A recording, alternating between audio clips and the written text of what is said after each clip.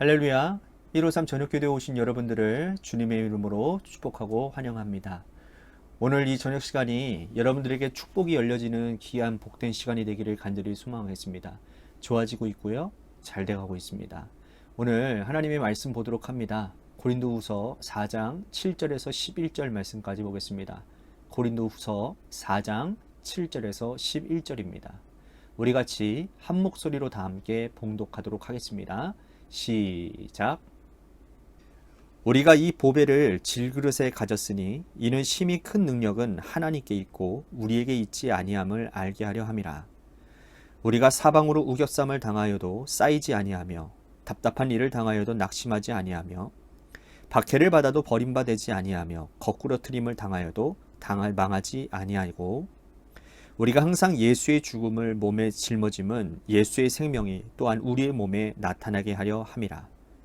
우리 살아있는 자가 항상 예수를 위하여 죽음에 넘겨짐은 예수의 생명이 또한 우리 죽을 육체에 나타나게 하려 함이라. 아멘. 사회생활을 많이 하다 보면요, 많은 사람들을 만나게 됩니다. 그러나 우리가 만나는 사람들은 한결같지 않은 것 같아요. 각양 다양한 사람들을 만나게 됩니다. 어떤 사람은 허세를 부리고요. 처음 만났을 때 좋아 보였는데 갈수록 좋은 모습은 보이지 않고 텅 빈 사람임을 드러나는 사람들이 있습니다.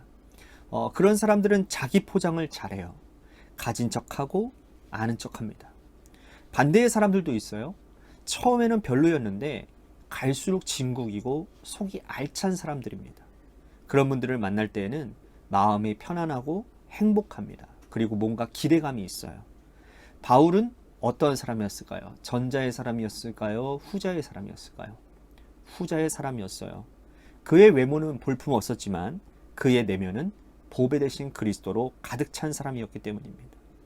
오늘 본문에서 바울은 질그릇 같은 육체 속에 보배 되신 예수님을 모시고 있다라고 그렇게 고백을 하고 있습니다. 우리 고린도전서 전후서 말씀을 우리들이 보면서 이러한 배경을 여러분들이 지금 계속 갖고 계시더라고 생각을 해야 돼요. 어떤 사람들이 유대로부터 온 사람들이 고린도 교회에 왔고, 그리고 그 사람들이 고린도 교회 성도들을 미혹하고 어지럽혔어요. 그들은 바울을 공격했어요. 그는 예수님의 12제자 중 한 사람도 아니었고 또 할례를 무시하는 사람이니 배울 것이 없다라고 말을 합니다. 그들은 어제 말씀처럼 추천서를 가지고 왔어요. 유력한 사람이 써준 추천서를 들고 와가지고는 내가 이 교회를 목회하기에 합당한 사람이라고 주장을 합니다. 그 성도들은 그들의 외모와 또 그들의 추천서를 보고서는 마음을 열었지요. 바울 스스로 자신을 그런데 오늘 말씀해 보니까 추천하고 있어요. 자, 바울이 스스로 추천하는 이유가 무엇일까요? 그는 숨은 부끄러움의 일을 버렸다고 말씀을 해요.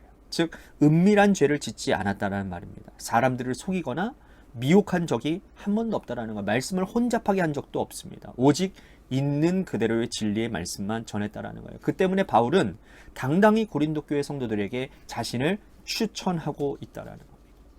바울은 위로 하나님께 충성하는 사람이고 아래로 성도들에게 부끄러움이 없는 사람이었다라는 거예요.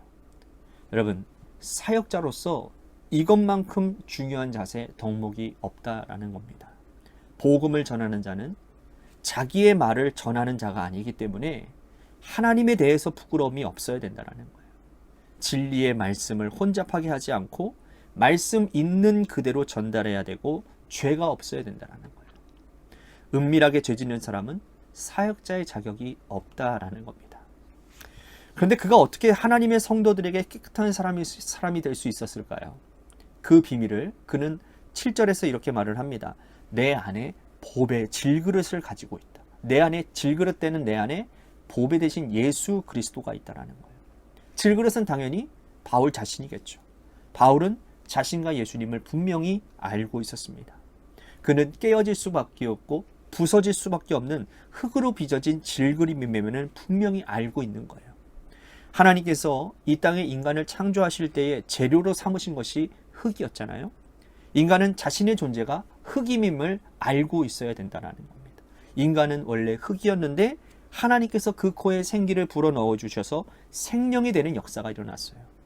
바울은 시간이 지나면 부서질 그 질그릇과 같은 존재, 흙과 같은 존재인데 보배 되신 예수님이 임재하심으로 비로소 귀한 존재가 되었음을 고백하고 있다는 겁니다. 바울은 보배 되신 예수님을 모시고 있었기 때문에 하나님의 말씀을 혼잡하게 하지 않고 진리의 말씀을 전할 수 있었다는 거예요. 하나님에 대해서 진실할 수 있었다는 거예요. 보배 되신 예수님이 지켜보고 계시기 때문에 은밀한 죄의 낙수를 누릴 수 없었고 또 성도들을 속일 수도 없었다라는 겁니다. 자, 우리는 어떻습니까? 우리가 하나님 앞에 진실하다면 존재의 약함을 깨닫고 있어야 되는 겁니다. 어제 수요 예배 때 제가 또 말씀드렸잖아요. 우리의 분량을 아는 지혜가 있어야 되는 거예요. 그 분량을 알 때에 우리는 하나님 앞에서 겸손하게 신앙생활 온전히 잘할 수 있어요. 나의 분량과 나의 처지를 잘 깨닫지 못하면, 내가 어떠한 존재인지를 알지 못하면 오만방자하게 하나님 앞에서 교만함 떨고 사람들에게 해를 끼치는 삶을 산다라고 제가 어제 말씀을 드렸잖아요. 그런 거예요. 우리 자신이 어떠한 존재인지를 알아야 돼요. 여러분, 우리는 흙이에요. 우리는 질그릇이에요. 약함을 깨닫고 있어야 된다라는 거예요. 시간이 지나면 부서질 연약한 존재인 흙이라는 사실을 깨닫지 못하면 허세 부리고 살 거라는 거죠. 그런 인생은 공허한 거예요. 자신의 존재가 흙인데 아무리 비싼 물감을 바르고 아무리 좋은 옷을 입는다 하더라도 금덩이가 되지 못합니다. 왜? 흙은 흙이니까요. 질그릇 같은 존재가 존귀한 존재로 변화될 수 있는 이유는 단 하나요. 그 질그릇 속에 보배 되신 예수님을 모실 때에만이라는 겁니다. 보배 되신 예수님이 내 속에 계시면 우리는 예수님 때문에 당당해지는 겁니다. 사람들에게 주눅들지 않을 수 있어요. 비록 누추하게 살고 배우지 못하고 많이 가지지 못했다 할지라도 우리는 예수님 때문에 보배 되신 온 세상 만물을 창조하시고 우리의 아버지 되시는 그분이 우리의 아버지 되신다라는 그 믿음, 그 믿음이, 예수님을 향한 그 믿음이 우리를 당당하게 만든다라는 겁니다. 여러분, 사람이 행복하기 위해서는요, 존재의 한계를 깨닫고 예수님으로 가득 차 있으면 되는 겁니다. 우리는 어떻습니까? 우리의 영혼 속에 예수님이 거하고 있는지를 한번 깊이 살펴보기를 소망합니다. 아울러 바울은 복음의 전도 사명을 감당하면서 이 고난을 견딜 수 있는 이유가 질그릇과 같은 자신의 육신 속에 보배로우신 예수님을 모시고 있기 때문이라고 말을 합니다. 우리가 잘 알고 있는 말씀 아니지 않습니까? 우리가 사방으로 우겨쌈을 당하여도, 답답한 일을 당하여도 낙심하지 아니하며, 박해를 받아도 버림받지 아니하고, 거꾸로 트림을 당하여도 망하지 아니한다. 여러분, 바울이 복음을 전하면서 일어난 일들을 간략하고 아주 짧게 말하고 있는 거예요. 이 짧은 말 속에 그가 당한 고난, 어려움이 다 녹아져 있어요. 여러분, 바울은 돌 맞아 죽을 뻔했어요. 타우루스 산맥을 넘어가면서 위험을 감수해야 했어요. 그를 죽이려고 하는 사람들이 사방에 있었습니다.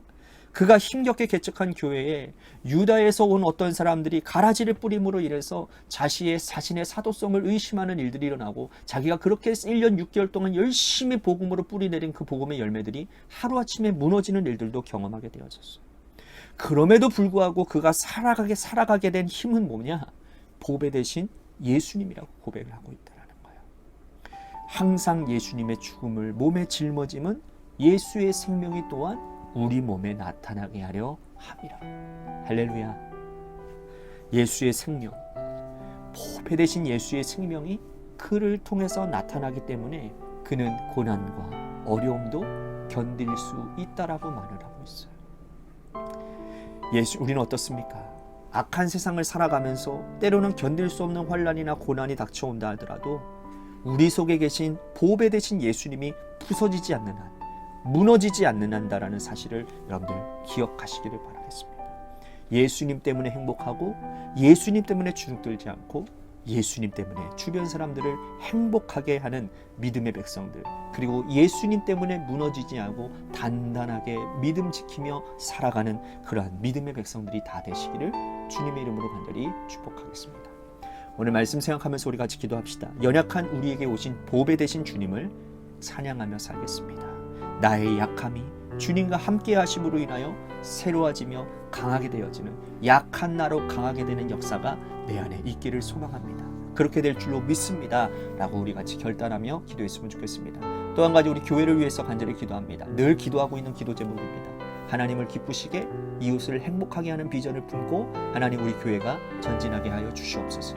그래서 세워주신 하나님의 직분자들 한 사람 한 사람들이 주님의 그 마음을 품고 하나 되게 하시고, 하나된 마음 가운데서 하나님, 주님, 그들이 헌신하게 하여 주옵소서. 헌신 가운데 하나님의 교회가 아름답게 세워져서 하나님의 선한 사역들을 잘 감당해 나가는 그런 교회가 되게 하고, 또한 우리 재개발 가운데 놓여져 있는 교회를 위해서도 간절히 기도해 주시기를 바랍니다. 또한 육신의 질병으로 고통당하시는 분들 많이 있습니다. 김은정 지사님의 고관절 질환을 위해서, 또한 우리 이종민 장로님 이제 곧 이제 좋은 결과가 나올 것이라고 저는 확신합니다. 여러분들 이종민 장로님의 완치 판정을 위해서도 기도해 주시고, 또한 박수실 장로님을 위해서도 여러분들 기도해 주시고, 김순환 권사님의 심장을 위해서, 또한 김순환 지사님 아드님의 뇌경색 증세를 위해서도 기도해 주시기를 바라고, 이주 어린이, 또한 우리 원로 사모님 많이 있습니다. 우리 그분들을 위해서 기도해 주셨으면 좋겠습니다. 또 한 가지, 여러분들의 삶의 자리와 여러분들의 자녀들을 위해서 기도하시다가 시간 돌아가시기를 바랍니다. 노래 끝날 때까지 우리 같이 합심하여 기도하도록 하겠습니다. 기도하시겠습니다.